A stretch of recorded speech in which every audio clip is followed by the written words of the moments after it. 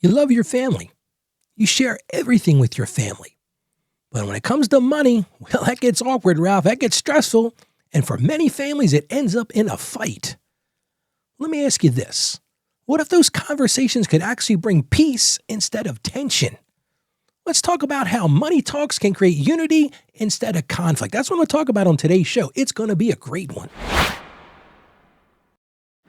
Welcome back to Financially Confident Christian. I'm Ralph, and I'm so happy that you've chosen to join me again today. If this is your first time visiting this show, this is the show where we answer that big question. How do we become a financially confident Christian? And we're in our series, Breaking Financial Chains. And yesterday, we talked about breaking free from those advertising pressures, those constant social media things that are bombarding us from all directions. So if you missed it, I'm going to encourage you to check it out. You can find all of our shows at financiallyconfidentchristian.com. But today, we're going to talk about the family, why money talks are so awkward. And sometimes they end up in a full-blown fight. But today, I want to really talk to you about how to make them healthy. Because if we want to grow our families, one of the things we've really got to do is we've got to grow these financial conversations. I don't know how many times I've met with couples and that idea of talking with their spouse about a budget usually ends up in an argument or a shutdown completely. We're in different sides of the house. One person is like, Ralph, I'm really trying hard to get our affairs in order. And my husband or my wife, they just don't get it. They just keep on spending. They don't get that we can't continue to run into debt. And for so many families, we just avoid the topic altogether. And the problem with it breeds a problem, especially with our kids. So many families that I work with, they don't talk to their kids about money. And then they wonder when the kids get older, how come the kids don't understand how to manage their money well? For so many families, that's a boring talk. We don't want to bore our kids with that. Or maybe for so many. And I work with so many families that it's just so overwhelming. They're in this constant financial anxiety. They're in this constant financial struggle. They don't even want to talk about it because it just brings up pain. It brings up fear. It brings up anxiety. But the problem, and this is really the big problem, this avoidance, if we don't talk about these things, it creates silence. And that silence, it creates all kinds of misunderstanding. I want to start with something bold today. I've said this on the show many times. Money is a tool. If it's used wisely, it's a beautiful tool. It's like a carpenter's hammer. When the carpenter uses the hammer in the right way to build stuff, carpenter builds beautiful things. But here's the other problem with money. And for so many families, you might be listening right now, you're sitting at the kitchen table, or maybe you're on your way to work, or you're out walking, whatever it is you're doing, and you think about money, and money brings out some fears. Maybe for you and your family, it brings out wounds because you've been through tough times financially. Maybe you've had that bankruptcy, you've had that lost job, or you've had that debt that's been over your head for years. And for so many families, it really brings out a discussion about values. A lot of times people don't want to talk about values because husband and wives especially, I see this all the time. Maybe the husband was raised in a family where money wasn't so tight. There wasn't this constant anxiety. Or maybe the wife was raised in a place where, man, we barely got by, Ralph. It's hard to have those discussions. And that's why these money talks become so emotional, because it exposes these fears, it exposes these wounds, and it makes us really address our values. And that's where I want to start today, because God calls families to walk in unity. If you hear nothing else I talk about today, I want you to hear this. This show is all about bringing the world of faith and finance together, because I truly believe with all of my heart, it's the reason I do this show every day. God wants us to be successful financially, and he especially wants our families to walk in unity. So let's run right into the Bible. I found this one in the book of Amos. I don't think I've ever quoted the book of Amos on this show. This is Amos chapter 3, verse 3. It says, "Do two walk together unless they have agreed to do so?" It's more of a question. But you got to have an agreement to do that. And that's really what God is calling us to do. Let's look at the book of Proverbs, chapter 15, verse 22. And I've used this on the show many times. "Plans fail for the lack of counsel, but with many advisors they succeed." What's the scripture telling us? Have advisors, talk, have counsel together. Let's look at one more verse. This is the book of Ephesians, chapter 4, verse 29. And this one kind of nails it. If you really feel like every time you get into a family discussion about money, it gets ugly, Ralph. Well, listen to this. Ephesians chapter 4, verse 29. "Do not let any unwholesome talk come out of your mouths, but only what is helpful for building others up according to their needs, that it may benefit those who listen. That's a tough one.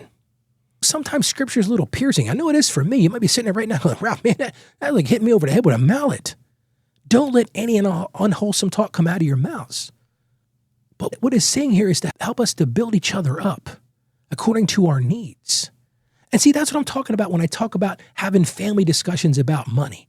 It's all about building an agreement. It's all about finding wise counsel between each other and uplifting ourselves with God's word and making a blueprint for our family money talks.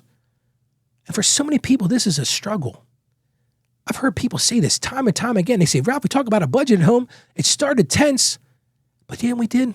We took your advice, Ralph. Before we talk about money, we're going to pray about it and say, Lord, listen, this may end up in a battle, but help us all to stay calm today. Help us to understand that the goal here is to build our family up, not tear it down. And once we did that, Ralph, something amazing happened. We started to have real calmness. We were able to actually have a discussion. I remember as a kid, my mom used to get involved in sharing money things with us. To be honest with you, sometimes I think she shared a little bit too much, and it felt like a burden. But you can do this in a correct way. But share that with your kids. Because one of the things I think, and I've said this on the show before, I think we do a terrible job in this country of preparing our kids financially. We wonder why our kids struggle. We wonder why our kids get themselves in all kinds of credit card debt and all that kind of stuff. Have we taught them the valuable lessons? Because here's the truth. Intentional conversations, the conversations that we're intentional about, the things that we plan out, the things that we think about, hey, we got to have this conversation. Those intentional conversations can bring unity and they can bring peace in life. So now you might be saying, Ralph, how do I make this happen? We've never done this in our family, Ralph. This is something you might have to take the lead because maybe your spouse or maybe somebody else not going to want to do that. This is hard work. That's the first thing. Maybe take the lead. Second thing, this is super important. You got to be really strategic in doing this. You get it, Ralph? We need to do this. God's been putting this on my heart. I think you got to start by having regular family money meetings. And maybe they're short at first. Maybe they're light. It's the positive check-in. How are things going? But over time, it's going to build trust. It's going to reduce stress. And it's going to help you align your family with the biblical goals or your God-given goals. So let me tell you right now, your one action step for today of how to do that. Now, here's the thing. It's the hard work. You're going to have to take the lead here. You might have to be that gentle guide for that first meeting. You have to pull the family in and say, hey, family meeting time. You got to pick a relaxed time. This is not the thing when everybody's stressed out, when everybody's rushing around. This is a great thing to do. Maybe after dinner, everybody's belly's full, everybody's calm, everybody's happy.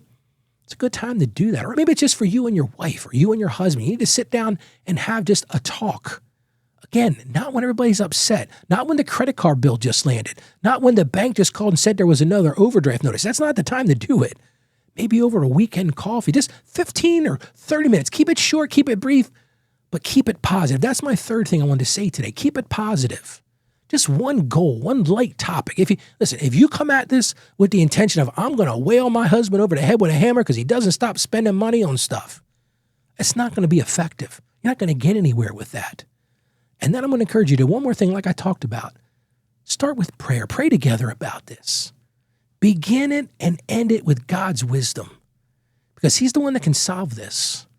We need to understand it from the very start. If we want to fix these awkward conversations about money in our families, we got to take it right to him first. Begin with that. End with that. Start off with saying, God, help us to be calm in this discussion. And then at the end, thank him for that calm discussion. Because when you do this, when you pick that intentional choice to do this, it's going to build peace.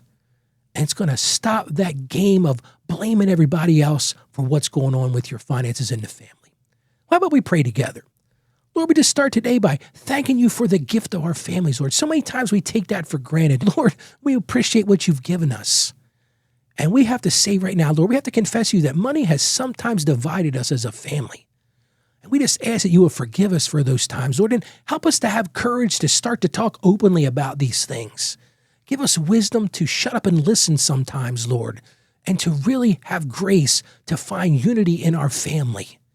And Lord, as we do this, we ask that you would come into those discussions. Give us alignment with the will you have for our lives, Lord. Help us to be wise stewards of that. Help us to teach our kids to do this well, Lord, so that they become financially confident Christians, Lord. And we ask all this in the confidence of Jesus himself. We ask this in Jesus' name. Amen. Family money meetings aren't about conflict. They don't have to be. You may have experienced that your whole life because, listen, I know this myself. So many times the family, because it's a discussion of we spent too much money last month, or we did this, we did that. They don't have to be about conflict. They can truly transform into a time of connection. I'm going to encourage you to do that.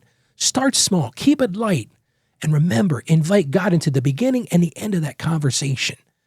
And as we're talking about inviting, I would really like it if you would share this show with other people. Maybe you know another family that's struggling. You can say to them, hey, I listened to this guy, Ralph. He's got this podcast called Financially Confident Christian. You can send them right to our website. That's at financiallyconfidentchristian.com. Send him an email, send him a text, and just say, hey, you want to consider this. I listen to his show every day, and it's really been impactful for me. It's helped me break that cycle of financial shame, and it's helped me find confidence. So share the show with them.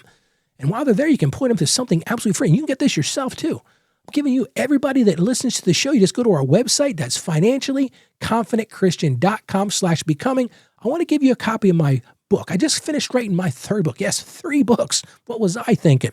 But this one's really impactful.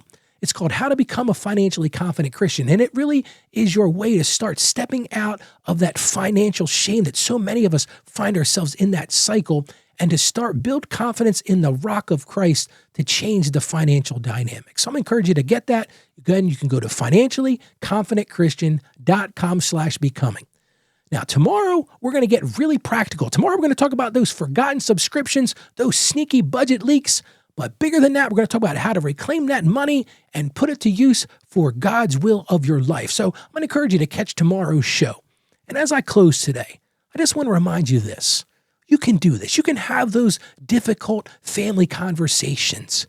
Just invite God into it. Say, God, show me your path for this. Keep it short, keep it simple, keep it positive, but you can do this. I believe in you. Believe in yourself. Now go live as a financially confident Christian because you can do this. God bless you, and you have a great day today.